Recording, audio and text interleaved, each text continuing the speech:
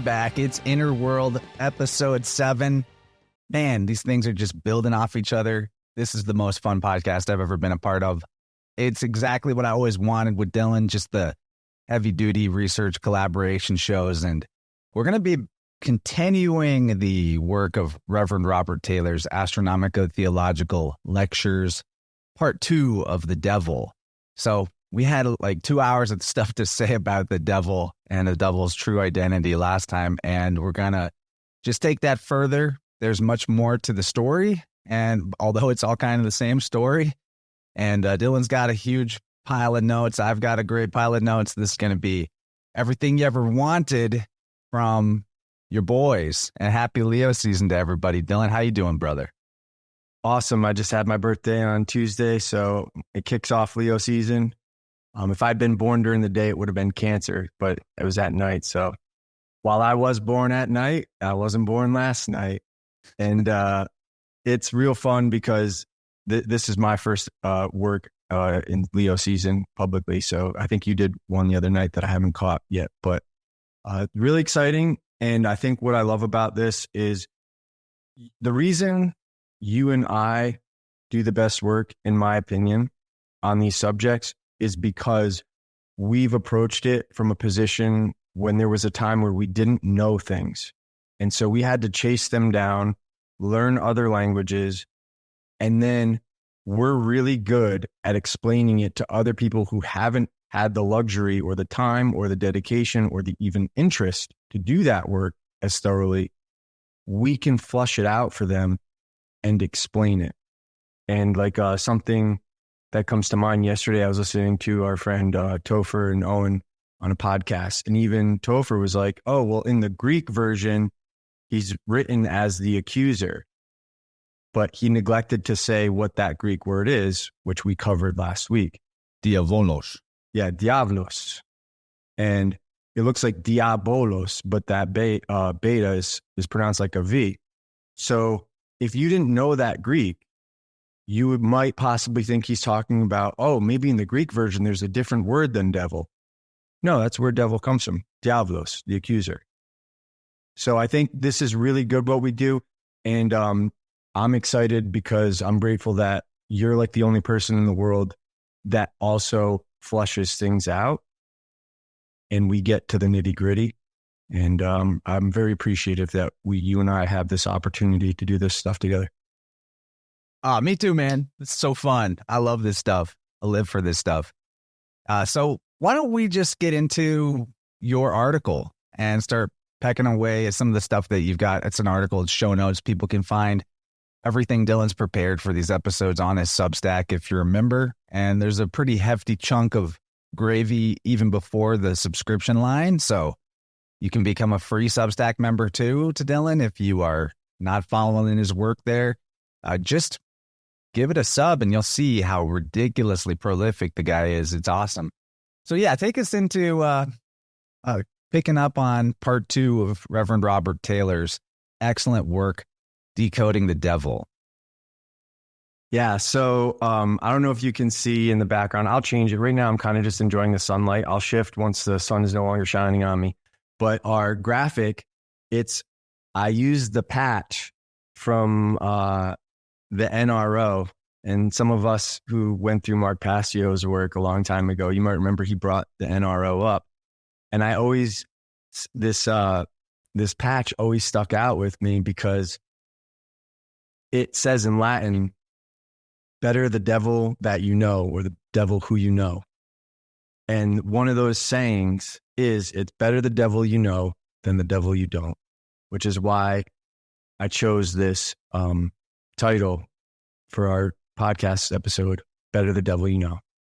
And the reason being is because I feel, in my opinion, a lot of this system is devilish. And it comes from a place of familiarity, which is how they get you. It comes from your parents and their parents, your priests, your community. And for you to go against it puts you in a position where you're essentially having to go against your family, your community, and ostracize yourself just by asking questions or criticism or anything. And Taylor wrote about this, and he said, if any one fallible man hath a right to represent any portion of God's word as more sacred and solemn than it really is, any other man may with as good a right represent it as less so. And thus it will turn out in 1,000 instances that it is not the word of God that our good Christians are concerned to propagate, but their own word all the while. Not that we should submit our understanding to the revealed mind and will of God, but that we should submit to their minds, that we should understand as they understand, that we should think as they think, and not presume to exercise the faculty of criticism, inquiry, or curiosity on our own account. Well, this seems like a great time to bring up my first slide, actually. One of my favorite one-liners. I mean, I need a word for it. These guys like Taylor or Godfrey Higgins, who I'm about to quote, where the Burns so intelligent and they just have these 1800s intellectual British scholar Burns. I don't know what to call it, but Higgins says, the devil is the grand ally of priests. In these days, certainly, no devil, no priests. Couldn't sum it up better. He's their boogeyman. And what I've noticed in my life is that the people who pretend to be most pious and most religious and into this shit the most are the ones who accuse you the most. It's always addressing the man, never the argument, never offering any type of correction or, showing where you've gotten it wrong. It's not coming from a place of learning and wanting to help people. It's coming from a place of, I need to be right to feed my, that satanic ego. They don't care about truth. It's about being right, but they're wrong, but they're accusing you and steering perception and making other people think that you're the bad man. Yeah, it's a classic solipsism and is under the hypocritical guise of being like caring for others, but it's really your own need to be right and your own need to feel comfortable with your shortcomings or your sins that you can blame it on a devil figure. And that's why I had the temptation. That's why I'm naughty. Always. And it's funny because there has been, Owen was talking about this yesterday with like a perversion of the symbolism, right? And maybe again, I don't know if this stuff is just like, it's on the conscious, it's on the vibes that, we're tapping into in the ether, but it lines up to this stuff. And we did this episode. I mean, I prepared this like weeks ago. But Taylor continued. He said, and the setters up of a tale like this talk of blasphemy. These men call me a blasphemer. They're accusing him. These men cast me into a dungeon, imprisoned me into the jails of felony and crime, and bound me in penalties beyond my utmost means of payment that I should not blaspheme. These men, who have represented the character of God as that of so great a monster of iniquity and cruelty, so foul a fiend of mischief and malignity. Malignity. There we go. It's early here. That a bare imagining the cheek of man doth blanch to chalky whiteness, and the seated heart knocks at the ribs against the use of nature. These men talk of blasphemy. These men who, if such a crime could possibly exist, are themselves the most wicked blasphemers and the most impious of the whole human race. These men would be guardians of the morals of the people. And you so, want that? Okay. I think we should just keep rolling. Yeah. Start talking a bit about Apollo and about Job, the book of Job being allegedly the oldest work in the Old Testament, and definitely of the Old Testament, it's the place where the devil, Satan figure is original to. And it's important because if you just look up how the name Yov, I'm going to say Yov because that's how it's pronounced in Greek. It would look like iota, omega, beta. And so it's Yov. And the reason I do that is because that's how Yova or Tetragrammaton, what they say, Jehovah or Yahweh, all that shit, it's pronounced Yova. And that's where Yova or Hova in Latin comes from, and it signifies Jupiter. It's the same thing. And that all symbolizes the first father.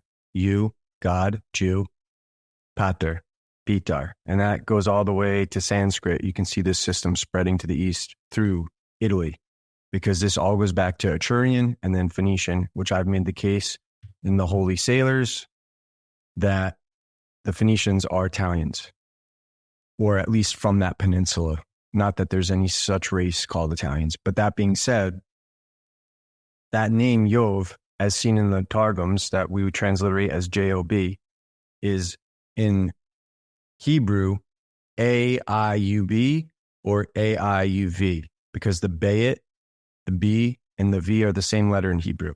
And prior to the vowel system, you didn't have these points to decide which one it is or not. So when you look at people trying to bring back a dead ancient language, it's all guesswork and it's all opinion based, and they're not as sure as you would think, because when you look into the origins of their words, most of the time they don't know what they're from. And if you look at how they're transliterated, it's actually erroneous to the way they actually look in those languages. So things get lost that way as well. And that there does seem to have the appearance with the synagogue Hebrew that it wasn't representing a spoken language so much as like a priestly code. That's correct. It is the system. And so that word, Yov in the Targums, signifies a serpent in its A-U-B form, sometimes transliterated as O-B, but also it signifies a ghost or necromancer. And if you recall that C and G interchange, how the C functioned like a G, this is going back to like Roman times, pre-Roman time, pre-Common Era. Negro is negro, which is black. Mancer. So you have black magician. Negromancia, right? The very name of Apollo is the name of Yov, according to Jacob Bryant's work. He wrote, the Greeks called Apollo himself Python, which is the same as Opis, or Ob. The woman at Endor, who had a similar spirit, is called Aub, or Ob. That's Aleph Vav Bet, or Aleph Vav Vet. So that would be O-U-B or O-U-V, and it's transliterated as O-B, like I said. And it is interpreted, as he said, Pythonisia, which looks like Python, Nisa. And if you recall Mount Nisa, the god of Nisa, Mount Nisa, Dionysa, that's Dionysos, depending on which culture you pronounce it from. Now, in the show notes, I include all this. So if any of this is confusing to people, you just revisit it. It'll make sense. But the reason this is important is because you'll look at that A-U-B, or as it's transliterated as O-B, they're using an Aleph, which is an A. So it's A-B. And a peripheral search in Hebrew on any major search engine will return that A-B means father in Hebrew. Abba. It is the same word without the Vav. Therefore, we see a relationship between Ab and Ab, which it has a spirit of father necromancer or head necromancer laid up in it. One who can be a medium to the dead is a sort of psychopomp or shepherd of the newly departed, such as the eudaimones, is he not? If you want to elaborate on what the eudaimones and psychopomps are, feel free.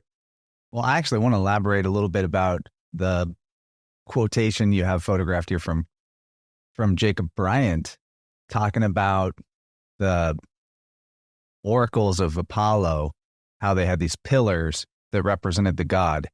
And that the pillar was also called Abadir, which is a compound of Ab and Adir. Now, I wanted to point this out because it's super helpful.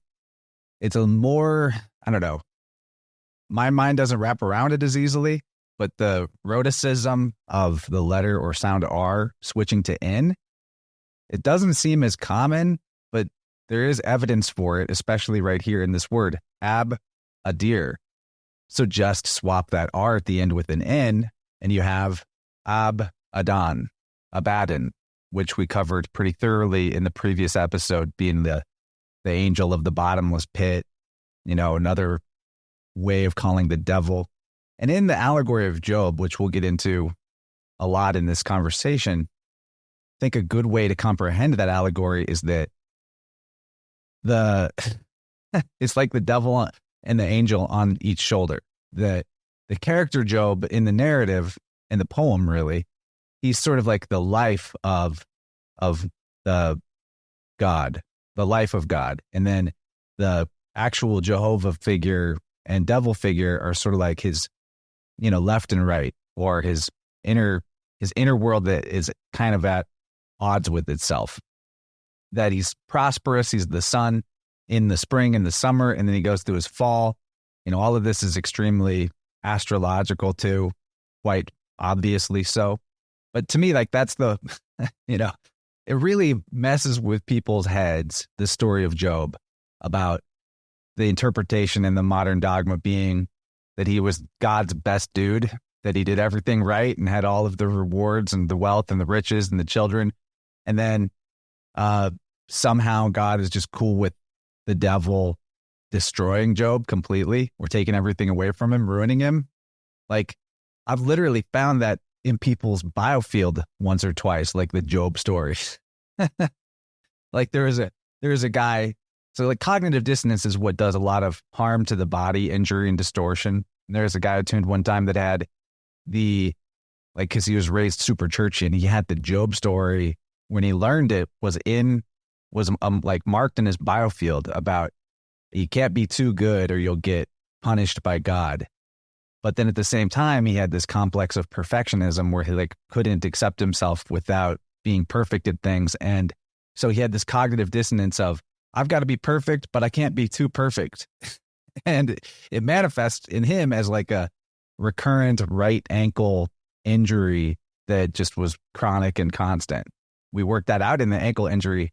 Like, we found that cognitive dissonance and cleared that, helped him change his subconscious beliefs around it, and the ankle injury ceased. So my point being that kids hear this story of Job, and you take it away from allegory and try to tell them that it's like a literally true story. But you better be good, but also, you might become a target if you're too good. Like, watch out. It's crazy. And we covered this too in the previous devil talk about how the devil isn't really the one casting temptations and torments, at least in the Bible. It's God. The God figure does that, but they're the same guy, and they're like two halves of the same coin.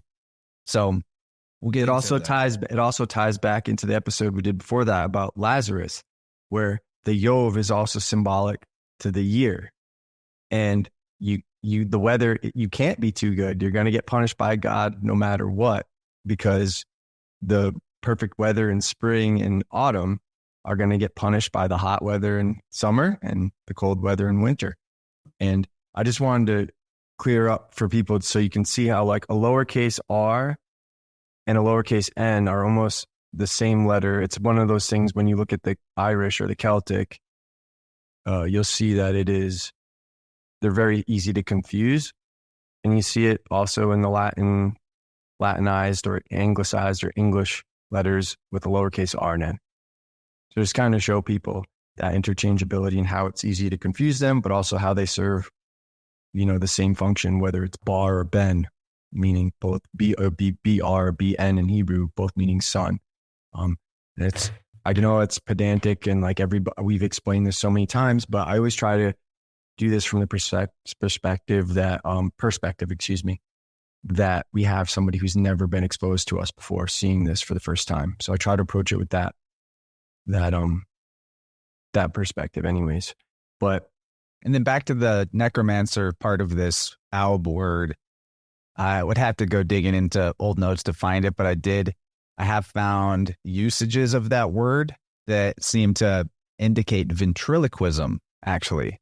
So with these like Pythian oracles and the serpent cults, I think that this probably still happens in places like India where they're telling their people that the god lives inside the statue.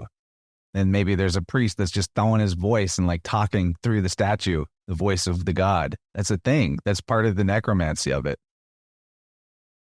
It's wild that people can be fooled so easily. But admittedly, if you watch a really skilled magician, the illusion it's a real thing. And our perspective is something that can be hijacked. It's fascinating, actually. But one of the things I wanted to bring to the forefront in this is just how I mentioned how the origins of things are unknown. I also included a screenshot from a lexicon, and I cited it. It is admitted in that lexicon, the root meaning of Aub can only be remotely conjectured. And the distinction between Aub and Idoni is unknown. And I know that other people are going to have other ways of pronouncing that word. I'm going to pronounce it the way it's literally transliterated because it looks like a Mediterranean word. It does not look like an Eastern word. And that's what you'll see when you actually transliterate a lot of these words. It looks closer to Latin than it does some of these other languages. And Moses, which was a term for the initiates, I should say, in Egypt. In this, you'll see Moses forbids the Israelites, that is, those who have not yet attained the degree of Hebrew, which is philologically or transliterated literally as O-B-R-I. They say Ivri, but it looks like Obri, right? So you have that serpentine root right there in Hebrew, O-B-R-I. Those who pass over, it translates literally man from beyond. So some people say, oh, he's talking about a man from another country, but it signifies those who have passed beyond the Hebraic degrees of masonry in the priesthood. And Moses, an initiate, forbids the Israelites from ever inquiring of those demons, Ob and Ideoni or Idoni, that is the sages and the Gnostics. And people are going to be like, well, how'd you pull that out of your ass? I'm going to show you in just a moment. For me, this looks like the hierarchical compartmentalization of the priesthood. If you recall, the beginning degrees back in the system, when it was established, you had the Christians, which means good fellows. Then you had the Jews, men of God. Then you had the Israelites, men of Chronos, of time, knowing the cycles. And then you've had the Hebrews, those who have passed over the final stages of initiation, which in the Eleusinian mysteries is called the Revelation or the Great Apocalypse. And that's what John's Revelation was initially called, John, the Apocalypse. Now, Idoni, which it looks like in Hebrew, Yud, Dalet, Ayin, Nun, Yud, which is I-D-O-N-I, has a Greek equivalent, which is Gnostis, which transliterates as Gnostes. It would be Gamma, Nu, Omicron, Omega, Sigma, Tau, Eta, Sigma. And this is Gnostic. Idoni is phonetically similar to Aduni or Adonai, which signifies, in that instance, it's plural, which conforms to Greek, in my opinion, not Hebrew, which signifies Lord. But it is taken from the Phoenician Adonis or Adonis. And if you recall, Don is a Phoenician Ammonian radical meaning Lord. That's why the patriarchs of Italian families are called Dons. Adonis, the Lord. which is in the English translations of the Old Testament, where you see Lord is probably Adonai in the actual Hebrew. So, and you're showing how this connection between Idoni and Alb being strong further, not like it was necessary because the evidence is already airtight without it, but further evidence that the God of the Old Testament is Apollo or Adonis. Yes, and Brown Driver Briggs' definition of that gnosis is a knower, one who has a familiar spirit. A familiar spirit, soothsayer, necromancer. So there you have it. The self-proclaimed Gnostics, which were the upper echelon of the Christian priesthood of the early fathers, who knew the astronomical significance and how to actually decode the Gospels, the goat songs, the goat spells, the God spells, the good news. They were the knowers, who are admittedly, in that definition, necromancers, black magicians, sorcerers. It is all right there. And it's better the devil you know. That's how they get you. This is not a game, and you'll see that it's not a game very shortly. So we'll continue more on to the... You want to read that next one, Taylor? Yeah, Okay, that's good. Yeah. Let me get that here.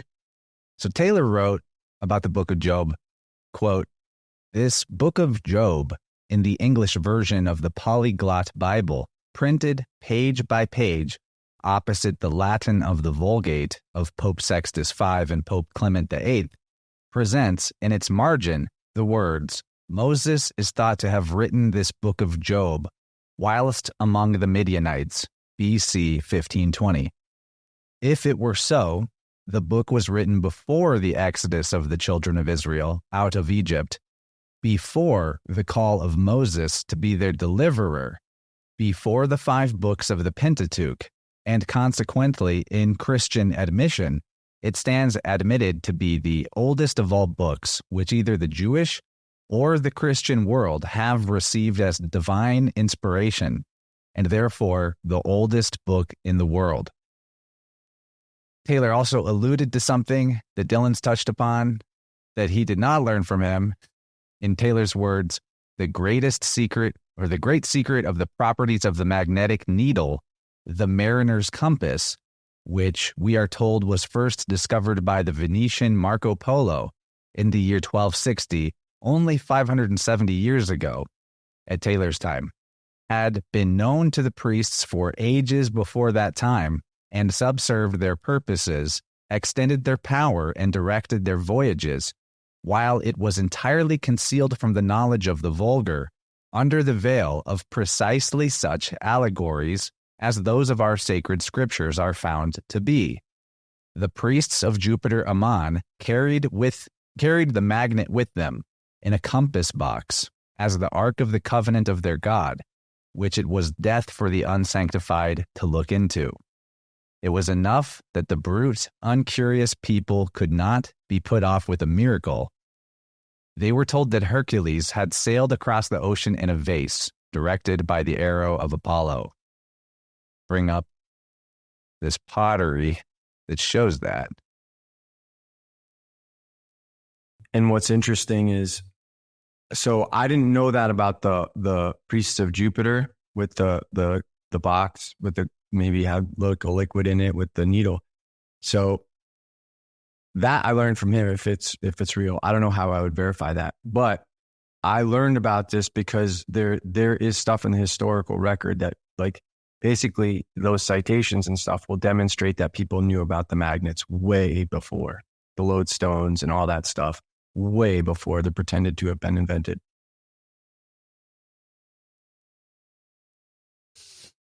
They were told that Hercules had sailed across the ocean in a vase, directed by the arrow of Apollo.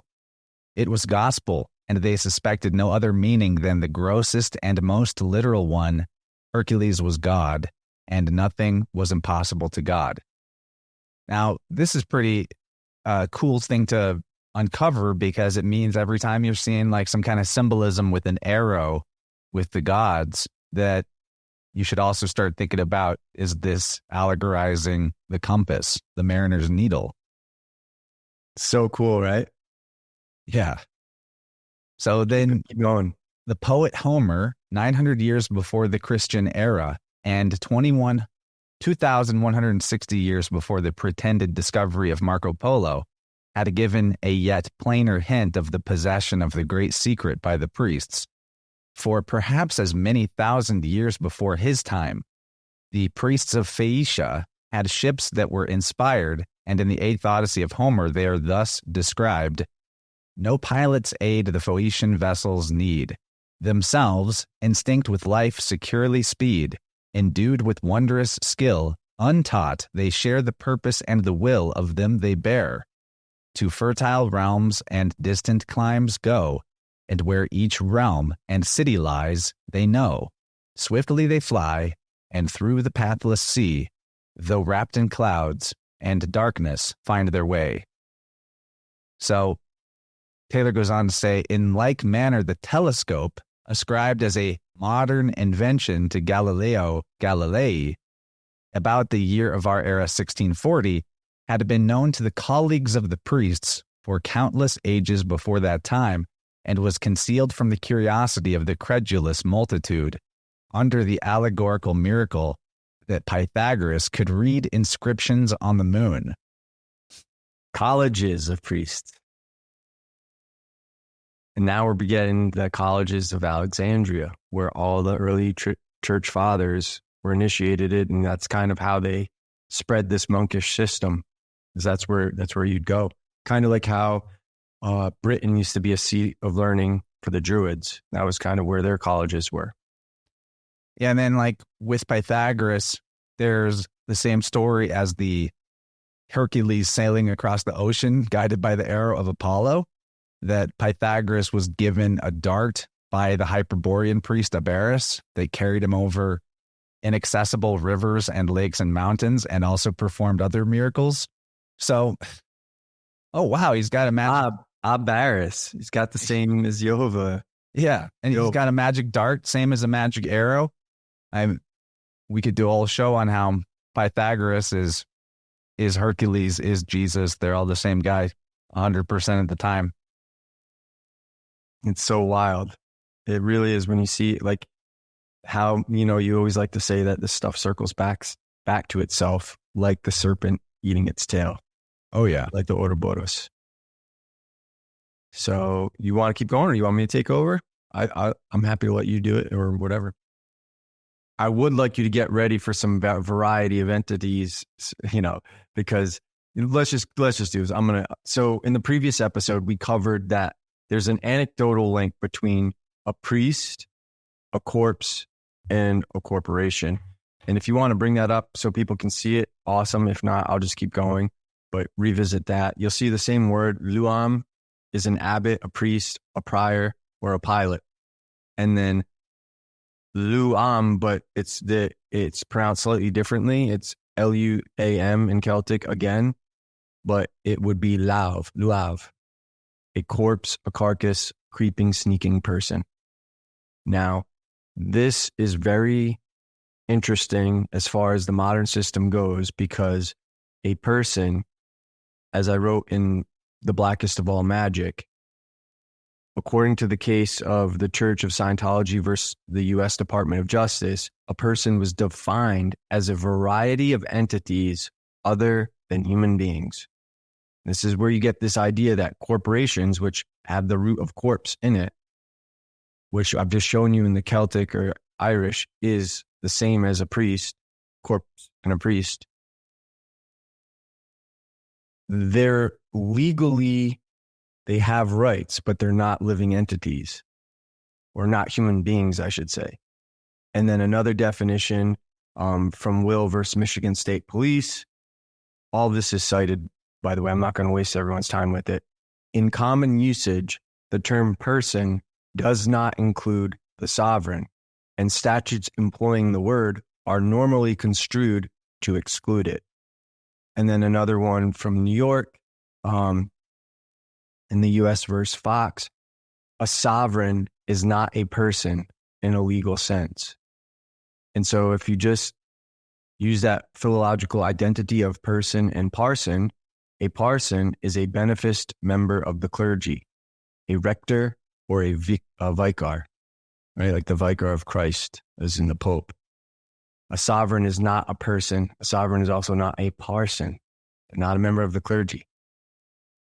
And recall that the Greek word kion in dog, it looks like K, I guess you would transliterate it as Kyon, but if you just looked at that, it would look like in Greek Kuon, because the upsilon when it's lowercase looks like a U. You now have this kion or kohen cognate word. And kohen means priest in Hebrew, while it means dog in Greek. And so Taylor wrote, Christ himself is the great shepherd of the sheep. And unless parsons mean to put themselves on a footing with Christ, they must be content to be reckoned as shepherds' dogs. They always take care to catch hold of the sheep by the ears. Lend them your ears, and they'll be sure to drag you to the slaughterhouse. Moreover, the bite of a mad dog, we all know, is a very frightful thing. But God knows that the bite of a mad person is the worst bite of the two. A mad parson. A mad parson. Good. I'm glad you caught me. That's important. The bite of a mad priest, a mad parson, is the worst bite of the two. A mad Keon. Yeah, oh, man. I didn't even think about that. It's so true, though. In the one case, you die of hydrophobia or dread of water. In the other, you die of pyrophobia or dread of fire. While all the symptoms of this pyrophobia, by a dreadful analogy, bear the closest resemblance of those of the hydrophobia.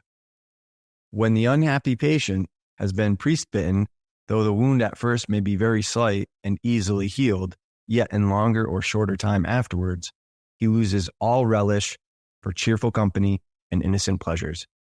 He falls into the greatest dejection of spirits. He rambles from one kennel of priestcraft to another, as if he wished to get more and more bitten. Hellfire is continually before his apprehension. He smells brimstone in a playhouse and damnation in the smoke of a cigar. At last, he begins to foam at the mouth and to bark himself exactly like the dog that first gave him the disease and dies raving.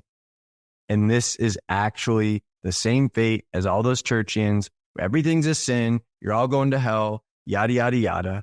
They're just mad dogs. That's another one of those just terrible burns. The way he writes, dude. Yeah, he's entertaining. I really enjoy Taylor's work. People should check this out. You do have to hear it because it's not the same when you just read it. You have to say it out loud to really appreciate it. Yeah, dude, he was a savage. Okay, so this seems like now that we got everything warmed up, this is just working around the subject. We got a lot to say about the devil, and we'll cover that very extensively in the members only section. Hope you guys enjoyed the extended preview this time around. I'm having a lot of fun already.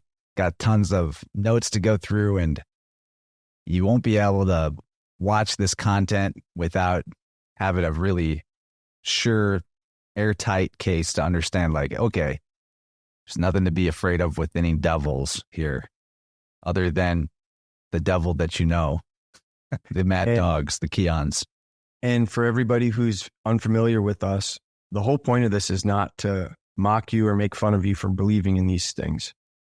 The point for us is to empower you to get control of your mind and your thoughts and liberate yourself from enslaving yourself and constantly reprogramming yourself with thoughts of fear about these things that you believed existed or that you believed meant one thing when they actually signified something else. And when you start seeing all of this in the system that it's actually meant to exist in the context it's actually meant to exist in. It's a beautiful system, and it's nothing to be afraid of. It's all astronomical, and dealing with the cycles of nature and the nature of us, the way we behave. We're all part of that. Anybody could become like this. A good man can enter a priesthood and reprogram his own mind to be a mad dog. It's not something that you're inherently born with. It's not something you're inherently destined to die with. You can rid yourself.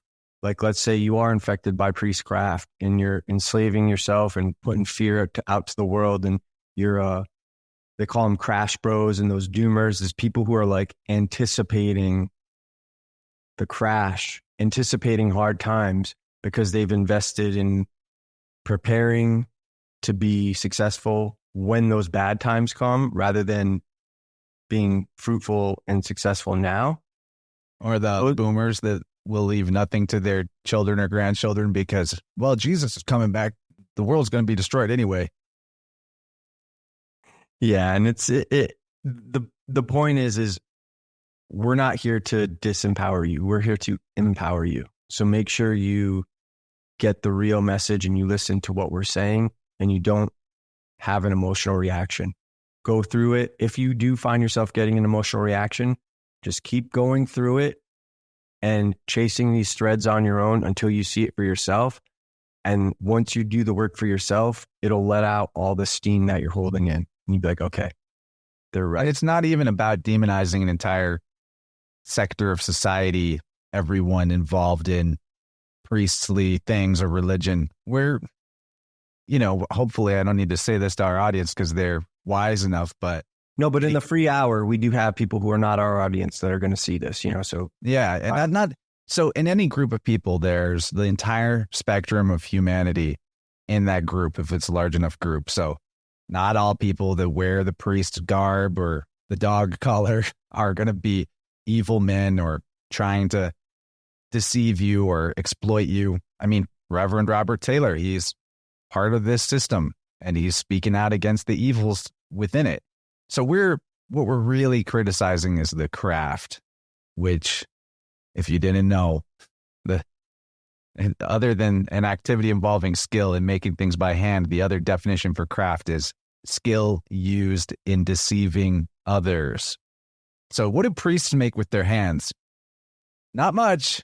So what is priestcraft? It's a skill in deceiving others, unless you consider their skill with their hands to be right in scriptures, which are deceptive by their nature. If you can uncover the allegory, then the reason for the deceptiveness of it becomes to help you as a self-initiated person ferret out the truth of the matter. And that's a, impetus to personal growth that is good. But if you're just listening to the mad barking of the kions that tell you what their craft is supposed to mean to you, it's not going to be that fun.